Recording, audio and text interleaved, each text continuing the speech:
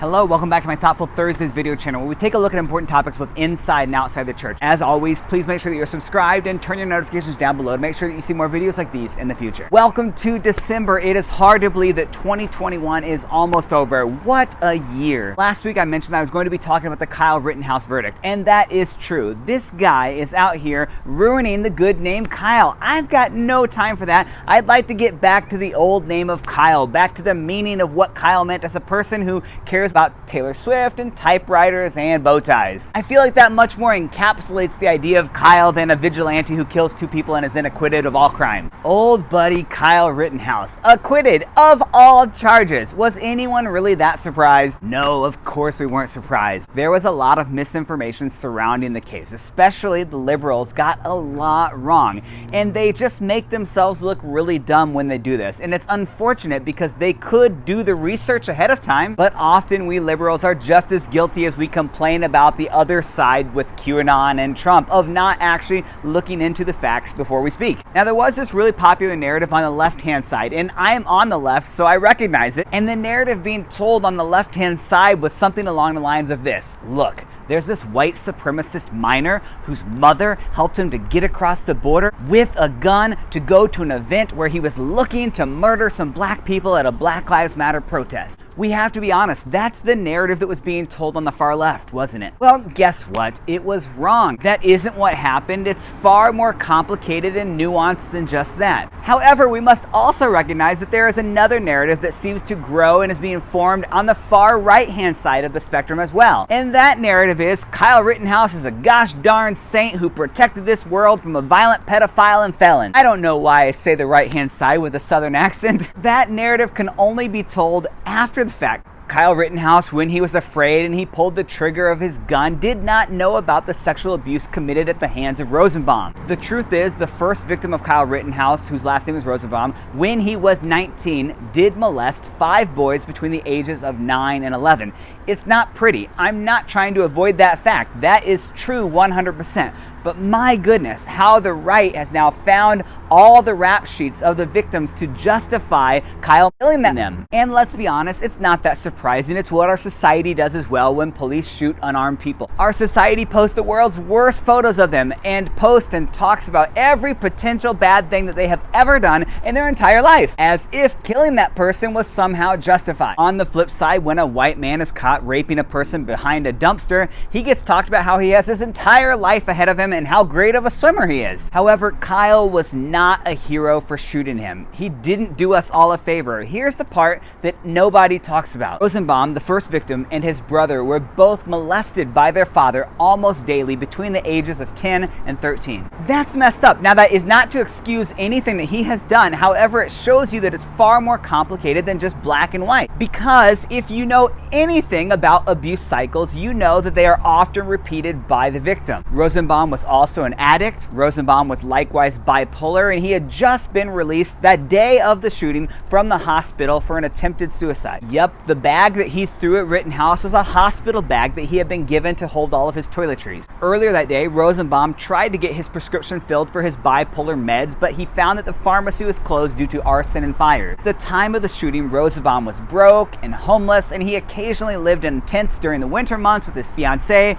where they used their body heat to keep themselves warm and alive. They sometimes slept behind dumpsters, and sometimes he was able to stay in an old motel that was paid for by the county. So that's the guy that Kyle Rittenhouse killed. If you feel really good about Kyle Rittenhouse shooting him, then I'm sorry, but you have some serious soul searching to do. Kyle shot and killed an unarmed, homeless addict, unmedicated person with mental illness who had just been released from the hospital that very day for an attempt of suicide, who was molested almost every day by his father between the ages of 10 and 13. They don't tell you that. Why? Because it doesn't fit the narrative that Rittenhouse is somehow a saint. And we know from the opening lines of Rittenhouse's trial that he does not mind embellishing or padding the truth, or I guess lying. You see, Kyle's defense surrounded around the idea that he was just a regular good old boy teenager who wanted nothing more than to help people out at the protest.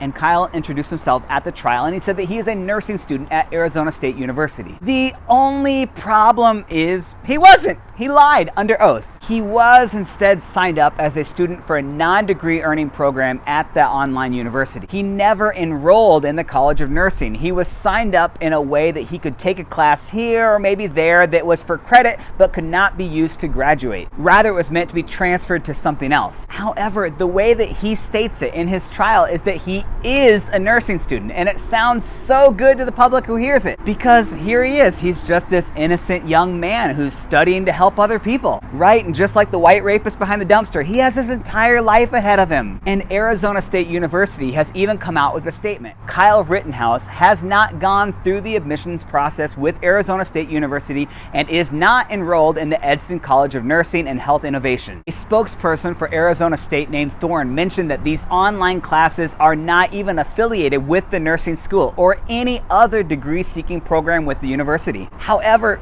he wasn't even able to take these classes until October 13th of this year, over a year after he shot and killed 2 people and injured a 3rd. But of course he doesn't say all of that from the stand because he knows it makes him look bad. I know that his lawyers are coaching him in exactly what to say to fit the narrative that they want to tell about him. Of course, that's part of their job. But is Kyle a nursing student enrolled in a nursing program? No. However, this really shouldn't be surprising to any of us because he has a history of puffing up his skills and knowledge all while lying about it. Rittenhouse told various people that he was a certified EMT and that was the reason that he was there in Kenosha, to provide care as an EMT to people. And because, as every EMT knows, you always bring a full-size semi-automatic weapon with you to perform first aid on the people. Because, you know, the rifle getting in your way is half the fun of triage. And Kyle bandaged up someone's leg earlier that day, and we've all seen Rittenhouse out scrubbing on graffiti, which just adds to this narrative of Saint Rittenhouse being innocent of everything. More so, he was doing our country a service. Of course, Rittenhouse was lying.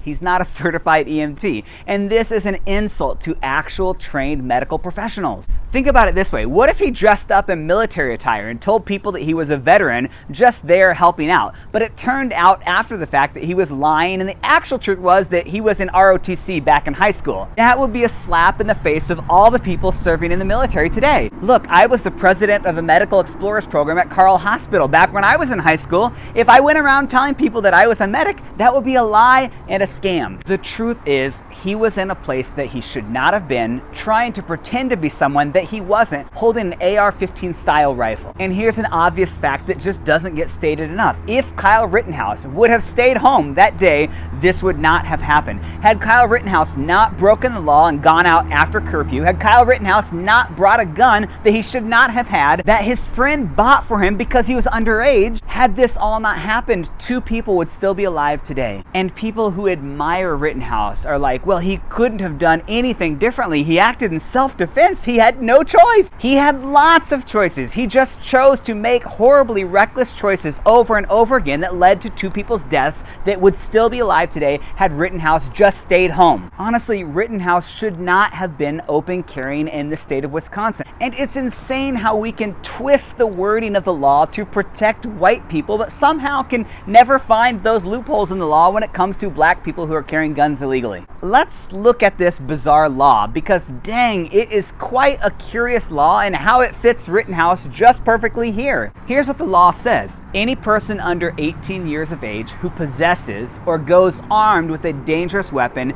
is guilty of a Class A misdemeanor. Another paragraph defines a dangerous weapon as any firearm, loaded or unloaded. Okay, so it would appear here, case closed. Rittenhouse would have clearly been against the law here. Done, lock him up. Not only should he not have been there, not only was he out after curfew, not only had he lied to people about his credentials as an EMT, not only had he asked his friend to buy the gun for him, but he was under 18 with a loaded, dangerous weapon, which was clearly against this Wisconsin law. But that would be too easy. There's a loophole, because of course there's always a loophole that lawyers were able to find in their lawyering. You see, Under that law, there's a sneaky subset of laws that state this. This section applies only to a person under 18 years of age who possesses or is armed with a rifle or a shotgun if the person is in violation of S941.28. Now, under this section, it clarifies that for rifles, the barrel has to be at least 16 inches. Here's the absolute crazy thing. Had Rittenhouse's rifle been a 14-inch barrel instead of a 16,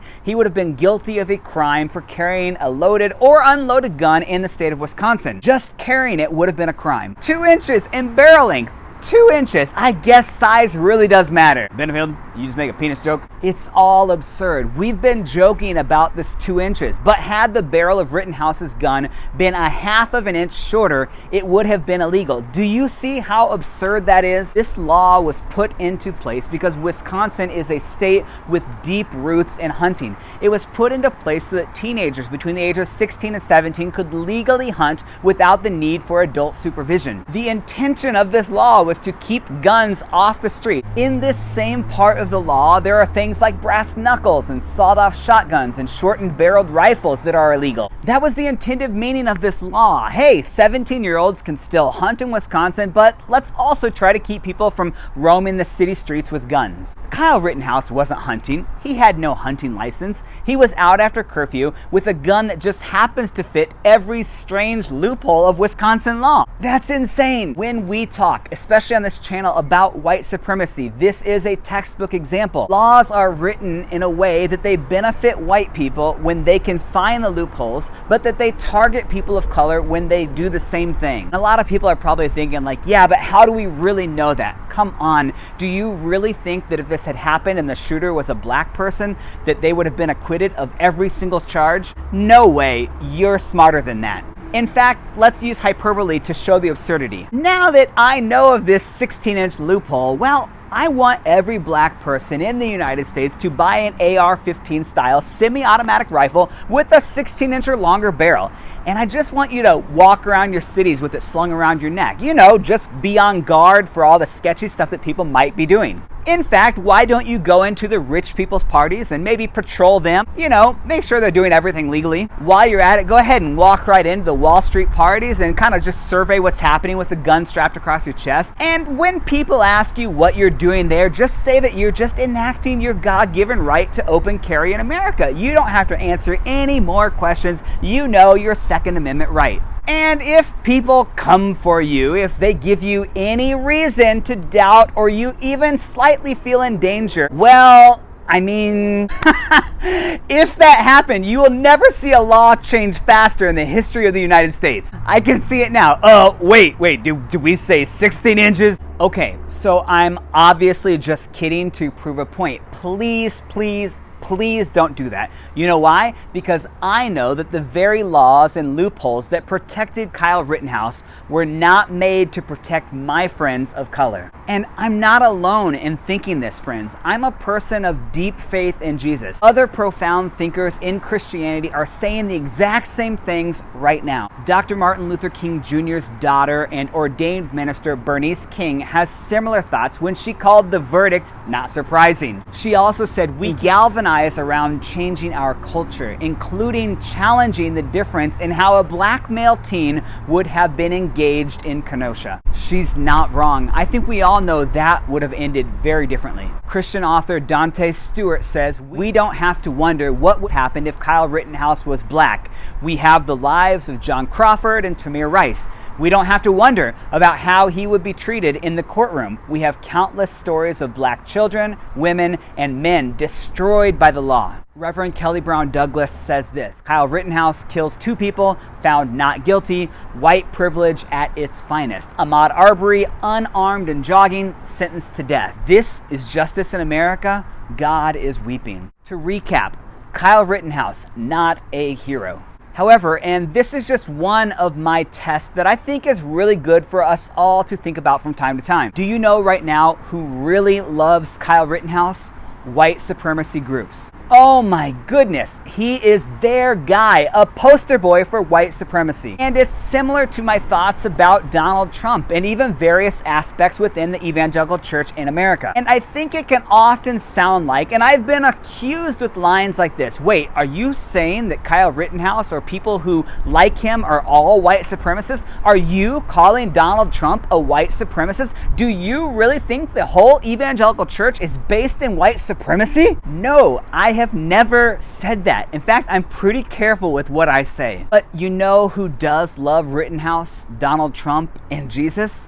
White supremacists. They love those things. Oh yeah, and NASCAR. And I guess I always feel the need to ask this one thing. If I were to throw a party that flaunts and shows my ideals and my values that I live by, and then suddenly at this party the white supremacists show up and they're all like, this is my kind of party. Your ideals and values are just like ours. We love this place and feel completely comfortable here. Well, my first thought is, I ditch that party and I don't look back. I've come to the conclusion that if I'm serving Jesus and talking about him, and white supremacists hear that message and are like, yep, that's me, then I'm doing something horribly wrong. I'm not even trying to paint a picture that Kyle Rittenhouse is a monster, but I am curious as to why white supremacist groups love him so much. That should make us all pause to think. Friends, that's all the time we have this week. Next week, we're going to be taking a look at the Ahmaud Arbery case. I preached a sermon on this once, made a lot of people mad, so why not talk about it right here on this channel? I'll see you back here next week, same time, same place.